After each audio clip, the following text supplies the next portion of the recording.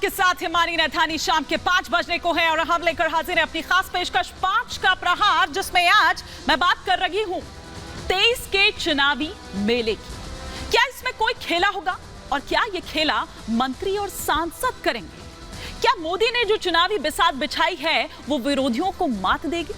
चुनाव की तारीखें घोषित होने में भले ही अभी वक्त हो, लेकिन बीजेपी की तरफ से प्रधानमंत्री मोदी ने चुनावी राज्यों में बिगुल फूंक दिया है।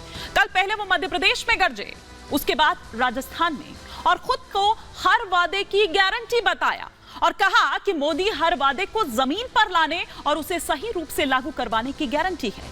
मोदी उधर गरजते हैं और इधर देर शाम बीजेपी मध्य प्रदेश में उम्मीदवारों की दूसरी सूची जारी कर देती है। 39 उम्मीदवारों वाली इस सूची में बीजेपी ने 7 सांसदों को, जिसमें से 3 केंद्रीय मंत्री भी हैं, और पार्टी के एक राष्ट्रीय महासचिव को मैदान में उतारा है। मतलब 7 कद्दावर उम्मीदवार ऐसे जिन्हें राष्ट्रीय राजनीति से सीधे अब बीजेपी ने विधानसभा में लड़ने के लिए भेज दिया है। हालांकि बीजेपी द्वारा इस तरह का प्रयोग कोई पहला प्रयोग नहीं है, कोई नया प्रयोग नहीं है। इससे पहले भी बीजेपी मध्य प्रदेश में भी इस तरह का जो प्रयोग है वो कर चुकी है। राजनीतिक जानकार हालांकि इसे दबाव की राजनीति बता रहे हैं। तो क्या यह माना जाए कि वाकई मोदी की इस चाल ने मध्य प्रदेश की जो चुनावी हवा है उसे बदल दिया है? मध्य प्रदेश का जो गेम है, जो एंटी इनकम्बेंसी यहां पर बताया जा रहा था, ये उसकी काट है, उस गेम को बदल दिया है। कांग्रेस के पास इसकी क्या काट है, ये देखने वाली बात होगी, क्योंकि सीधा मुकाबला यहां बीजेपी और कांग्रेस के बीच है। क्या मंत्रियों और सांसदों को उतारकर बीजेपी आधी लड़ाई पहले ही जीत चुकी है?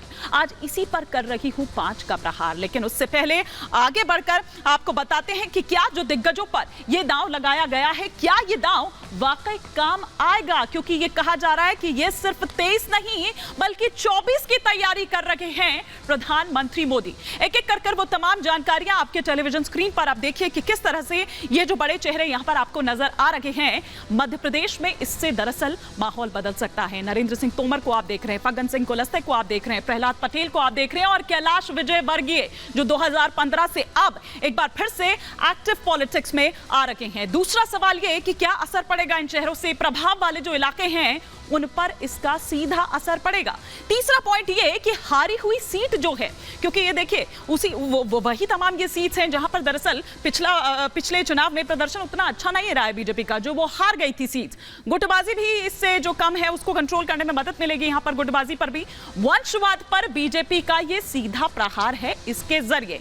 ये वो तमाम पॉइंट्स हैं। साथ ही साथ जैसा कि मैंने पहले भी कहा कि 23 के साथ 24 के चुनाव की जो तैयारी है वो दरअसल क्या इसके जरिए कर दी गई है। और प्रधानमंत्री नरेंद्र मोदी द्वारा ये जो तमाम बातें कही गई है, कल जिस तरह से वो गरजे, चाहे मध्य प्रदेश की बात करें चाहे राजस्थान की बात करें, क्योंकि दोनों ही ये चुनावी राज्य हैं, और जो देर शाम ये लिस्ट जारी होती है, क्या वो काट मिल गई है? क्या एक बड़ा गेम जो है वो कर दिया गया है इससे? अब ऐसे में कुछ सवाल जो खड़े हो रहे हैं, एक एक कर वो तमाम सवाल आपके टेलीविजन स्क्रीन पर। ये पहला सवाल कि मंत्रियों और सांसदों को टिकट देने के आखिर मायने क्या है?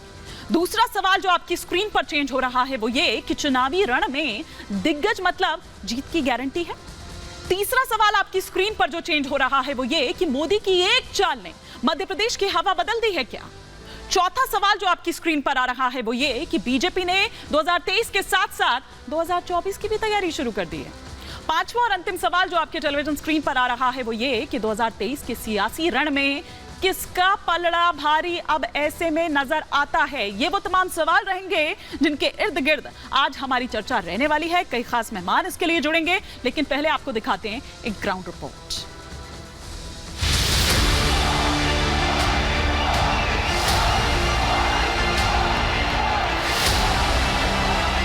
कांग्रेस का ठेका अब कुछ अर्बन नक्सलियों के पास है।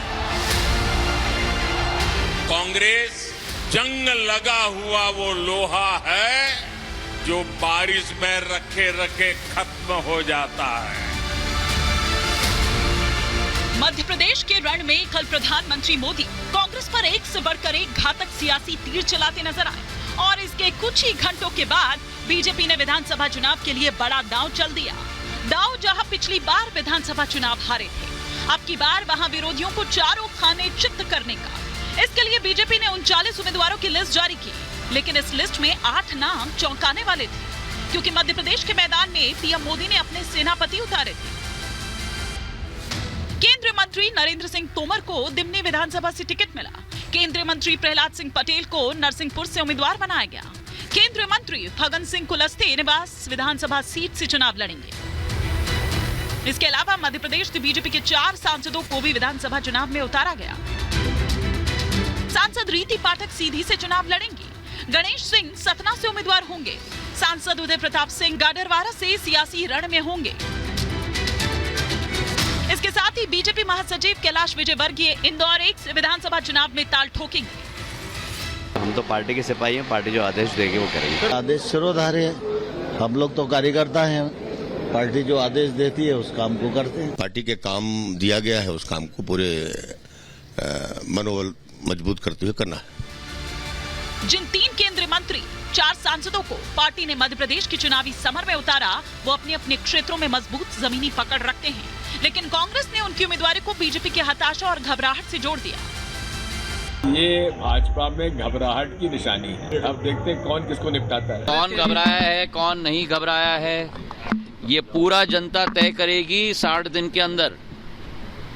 और जो कांग्रेस पार्टी की आदत बन गई है सपनों देखने की, और जिस कांग्रेस पार्टी को पूर्ण अच्छी तरह से विवरण प्रधानमंत्री जी ने कल मंच से किया, वो लोहा है जिस पे जंग लग गई।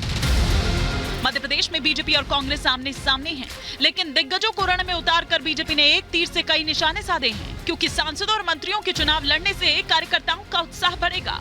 पूरे मध्य प्रदेश में दिग्गजों के प्रभाव का असर पड़ेगा।